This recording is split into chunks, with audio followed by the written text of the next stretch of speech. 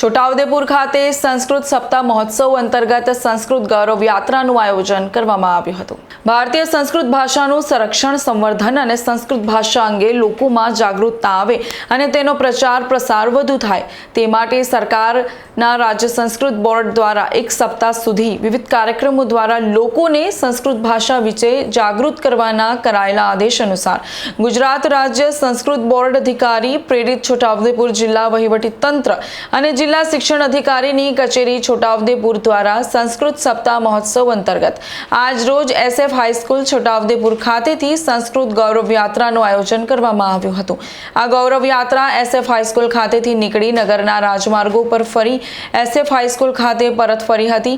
આ ગૌરવ યાત્રાને જિલ્લા વિકાસ અધિકારી સચિન કુમાર, પ્રયોજના વહીવટદાર કલ્પેશ કુમાર શર્મા, જિલ્લા શિક્ષણ અધિકારી ગુજરાત રાજ્ય માધ્યમિક શિક્ષણ બોર્ડના સભ્ય મુકેશભાઈ પટેલ, જિલ્લા આચાર્ય સંઘના અધ્યક્ષ હિતેશ ચૌહાણે લીલી ઝંડી બતાવી પ્રસ્થાન કરાવ્યું હતું। આ રેલીમાં વિવિધ શાળાના શિક્ષકો, વિદ્યાર્થીઓ સંસ્કૃત ભાષાને લગતા વિવિધ સ્લોગન સાથેના બેનર, પોસ્ટરો હાથમાં લઈ મોટી સંખ્યામાં જોડાયા હતા।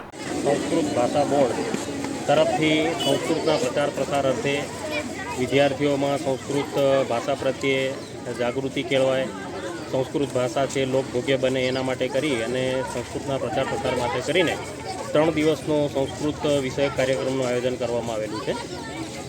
सदर कार्यक्रम में प्रथम दिवसे संस्कृत गौरव यात्राનું आयोजन करेલું છે। छोटाउदेपुर जिल्ला वहीवटीतंत्र तरफथी अने शिक्षण विभाग तरफथी आ यात्राનું आयोजन કરવામાં આવેલું છે। आ यात्राની અંદર મોટી સંખ્યાની અંદર વિદ્યાર્થીઓ અને શિક્ષકોએ ભાગ લીધેલો છે।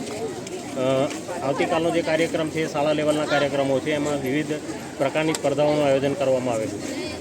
જ્યારે 8મી તારીખનો કાર્યક્રમ છે એ 3 દિવસના કાર્યક્રમના સમાપનના ભાગરૂપે બોડેલી ખાતે BAPS મંદિરના સ્વામિનારાયણ હોલ ખાતે કાર્યક્રમનું આયોજન કરવામાં આવેલું છે, જેમાં વિવિધ પ્રકારની સ્પર્ધાઓ અને સંસ્કૃત પ્રદર્શનીનું આયોજન કરવામાં આવશે।